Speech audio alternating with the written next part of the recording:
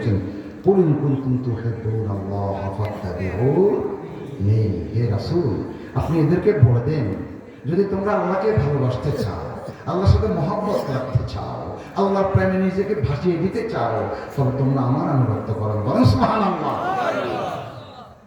কার আনুগত্য করার জন্য বলছে? রাসূলের আনুগত্য করার জন্য বলছে। কাকে পেতে হলে? আল্লাহকে পেতে হলে রাসূলকে ভালোবাসতে হবে। রাসূলের ভালোবাসা মানে কি? রাসূলের আনুগত্য করা। কুল ইন কুনতুম তুহিব্বুনাল্লাহ ফাত্তাবিউনি ইউহিব্বুকুমুল্লাহ। তারপরে তোমরা আল্লাহকে ভালোবাসা হবে। কিন্তু আমার আনুগত্য বাদ দিয়ে আল্লাহকে ভালোবাসার কোনো সুযোগ আছে কিনা বলেন? কারণ রাসূলের আনুগত্য করতে হলে কি লাগবে? কোরআন লাগবে, হাদিস লাগবে। কারণ ওটার মাধ্যমে আমরা রাসূলের আনুগত্য করবো। কথা ঠিক আছে কিনা? রাসূলের আনুগত্য আমাদের করতে হবে। কারণ রাসূলের আনুগত্য করা আমাদের জন্য ফরজ। ফরজ কিনা বলেন? এই কাজটা আমাদের করতে। এখানে মহব্বত সৃষ্টি হতে হবে, প্রেম সৃষ্টি হতে হবে। প্রেম একতরফা হয় না, প্রেম দুইজন পক্ষ থেকে আছে। নেগেটিভ পজিটিভ দুইটার প্রয়োজন আছে। কথা ঠিক আছে কিনা বলেন? ঠিক আছে কিনা বলেন? আমার আল্লাহকে আমি ভালোবাসবো। কি জন্য ভালোবাসবো? কি জন্য আল্লাহকে আমরা দেখেছি? আল্লাহকে ভালোবাসতে হবে, এই জন্যই ভালোবাসতে হবে যে আল্লাহ রাব্বুল আলামিনের কাছে আমরা কোনো কিছু চাই নাই, আমরা কোনো কিছু আল্লাহকেও দেখি নাই। সেই আল্লাহ দর যত্ন করে মহব্বত করে আমাদেরকে দুনিয়ায় প্রেরণ করেছেন। বলেন ঠিক কিনা? আমাদেরকে দুনিয়ায় প্রেরণ করার সাথে সাথে আমাদের রিজিকের বস্তাগুলো দুনিয়ায় পাঠিয়ে দেওয়া হয়েছে। কথা ঠিক আছে কিনা? সাথে সাথে রিজিক এসে গেল। এই রিজিক খাওয়ার পরে আল্লাহর সাথে আমাদের কোনো সম্পর্ক নাই, আমাদের মহব্বত নাই।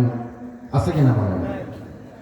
এই জন্য আল্লাহ বলেন, এই দুনিয়ার মাঝে তোমরা যদি আমাকে ভালোবাসতে চাও তাহলে আমার নবীর আনুগত্য করো, আলিম ওলামার আনুগত্য করো, উলিল আমরি মিনকুম। না হয় আমার ভালোবাসা হবে না, কোরআনের ভালোবাসা হবে না, আমার রাসূলের ভালোবাসা হবে না, হাদিসের ভালোবাসা হবে না। হবে কিনা বলেন?